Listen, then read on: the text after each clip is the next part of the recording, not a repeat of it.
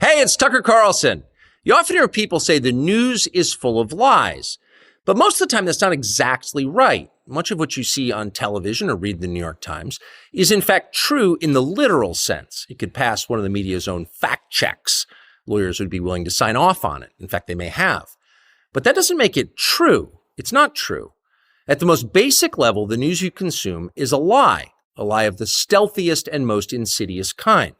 Facts have been withheld on purpose, along with proportion and perspective. You are being manipulated. How does that work? Let's see. If I tell you that a man has been unjustly arrested for armed robbery, that is not, strictly speaking, a lie. He may have been framed. At this point, there's been no trial, so no one can really say. But if I don't mention the fact that the same man has been arrested for the same crime 6 times before, am I really informing you? No, I'm not. I'm misleading you. And that's what the news media are doing in every story that matters, every day of the week, every week of the year. What's it like to work in a system like that? After more than 30 years in the middle of it, we could tell you stories. The best you can hope for in the news business at this point is the freedom to tell the fullest truth that you can. But there are always limits. And you know that if you bump up against those limits often enough, you will be fired for it. That's not a guess, it's guaranteed. Every person who works in English language media understands that. The rule of what you can't say defines everything. It's filthy, really, and it's utterly corrupting. You can't have a free society if people aren't allowed to say what they think is true. Speech is the fundamental prerequisite for democracy. That's why it's enshrined in the first of our constitutional amendments.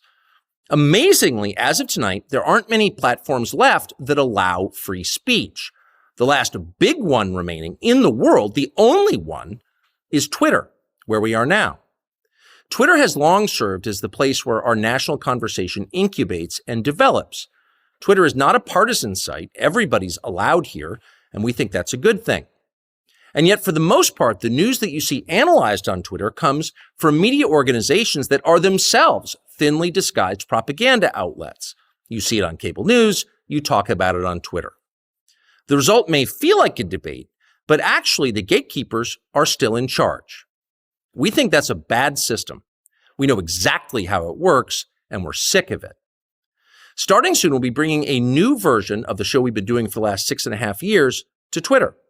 We'll be bringing some other things too, which we'll tell you about. But for now, we're just grateful to be here. Free speech is the main right that you have. Without it, you have no others. See you soon.